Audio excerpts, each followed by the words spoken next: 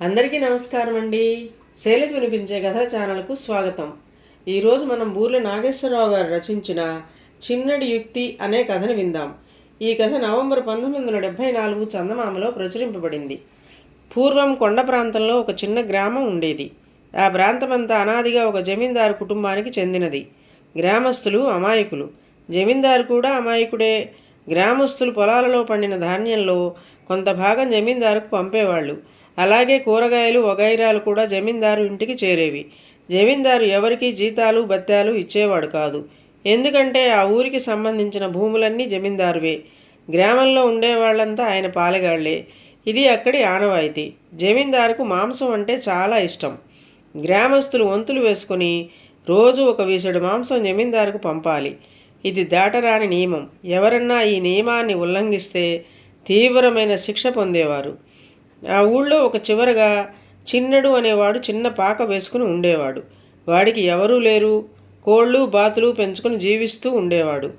ఒకరోజు జమీందారుకు మాంసం తేవటం వాడి వంతు వచ్చింది. మాంసం కోసం అడవికి వెళ్ళాడు. అదృష్టవశాన వాడికి అడవిలో పెద్ద లేడి చిక్కింది. దానికోసం వాడు చాలా శ్రమపడ్డాడు. దాన్ని తీసుకుపోయి జమీందారుకు ఇయ్యటం వాడికి ఇష్టం లేకపోయింది. జమీందారీలో గల ఆనవాయితీను మార్చడానికి వాడికి ఉపాయం కూడా తట్టింది. చిన్నడు రోజంతా అడవిలోనే ఉండిపోయాడు. వాడు లేడి తల నరికి మంటల్లో కాల్చి కడుపు నిండా తిని హాయిగా పడుకున్నాడు. ఆ రోజు జమీందారుకు మాంసం అందలేదు.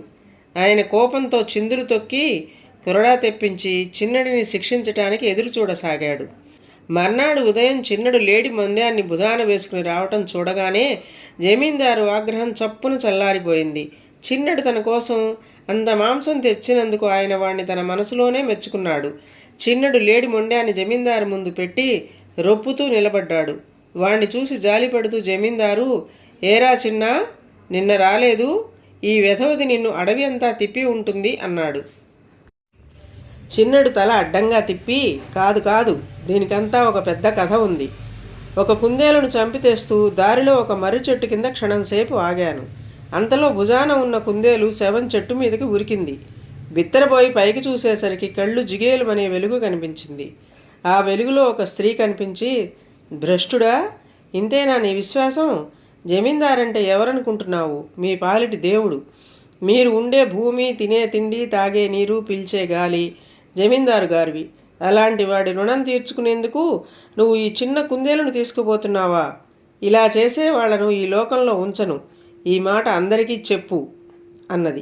అంతదాకా ఎందుకు? మొన్న చచ్చిన గంగరాజు మీకు పంపించకుండా తాగినందుకు ఈ దేవతే చంపిందట. తన పాదును కాసే పొట్లకాయలు రహస్యంగా కోసుకు తిన్నందుకే సంగులు మంచాన పడిందట. వెధవలు ఇంకా దొంగ వేషాలు వేశారో దేవతే చూసుకుంటుంది. నేను వెంటనే తిరిగి అడవిలోకి వెళ్ళి ఈ లేడిని తెచ్చాను.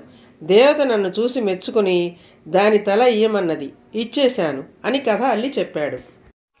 జమీందారు పరమానంద భరితుడై చిన్నడిని చాలా దయగా చూసి దేవత వార్త తెచ్చినందుకు వాణ్ణి తెగమెచ్చుకున్నాడు. ఈ వార్త ఊరంతా పొక్కింది. గ్రామస్తులు జమీందారుకు ఎప్పటికన్నా ఎక్కువగా కానుకలు అందించసాగారు. వాళ్లకు దేవత భయం పట్టుకున్నది. చిన్నడు గొప్పవాడయ్యాడు. వాడికి జమీందారు సేవతోనే సరిపోతున్నది. తన గుడిసెకు వెళ్ళటం మానేశాడు. జమీందారు ఒకరోజు చిన్నడికి 2 కోడిపుంజులిచ్చి దేవతకు బలిపెట్టి రమ్మన్నాడు. వాడు అడవిలోకి వెళ్ళి 2 పుంజులను కాల్చుకు తిని మర్నాడు తిరిగి వచ్చాడు. దేవత మీ భక్తికి మెచ్చుకున్నది. ఇక్కడే ఉండిపోతానని, తన కోసం ఒక ఆలయం కట్టించమని అన్నది. ఆ ఆలయం కట్టడానికి పాపిష్టి ప్రజల సొమ్ము వాడవద్దని, మీ డబ్బుతోనే కట్టించమని అన్నది అన్నాడు చిన్నడు. నా దేవత అనుగ్రహం మనకు ఉండాలే గాని ఎంత ఖర్చైనా చేస్తాను అన్నాడు జమీందారు చేతులెత్తి నమస్కారం చేస్తూ.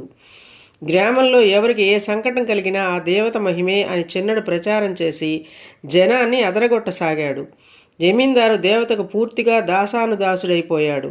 ఆయన డబ్బును మంచినీరులాగా ఖర్చు చేసి ఊరు బయట దేవతకు పెద్ద ఆలయం కట్టించాడు. దేవతకు జమీందారుకు మధ్య సంధానకర్త చిన్నడు. ఆలయంలో ఏది ఎలా ఉండాలో దేవతను అడిగి చిన్నడు చెప్పటము, జమీందారు ఆ ప్రకారమే చెయ్యటము జరిగింది. చిన్నడు ఆలయంలో అతి భయంకరమైన శక్తి స్వరూపం గల విగ్రహాన్ని ప్రతిష్ఠింపజేశాడు. ఆలయం పూర్తి అయిన రోజున గొప్ప ఉత్సవము, ప్రజలందరికీ సంతర్పణ జరిగాయి. ఆలయం ఖర్చు యావత్తు జమీందారే భరించాడు. దానికి తగ్గట్టు ప్రజల నుంచి ఆయనకు రాబడి కూడా హెచ్చింది. ఆ సంవత్సరమే ఆ ప్రాంతంలో కరువు పరిస్థితి ఏర్పడింది.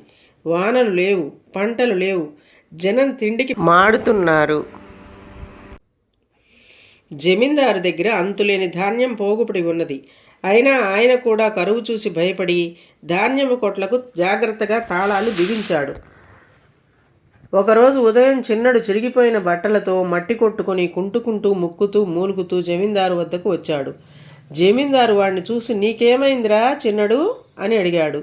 దేవత అంటున్నది, ఈ ఊళ్ళో ఒక్కడు కూడా ఆకలితో చావకూడదుట అన్నాడు చిన్నడు. అందుకు మనం ఏం చెయ్యాలిట అని జమీందారు అడిగాడు.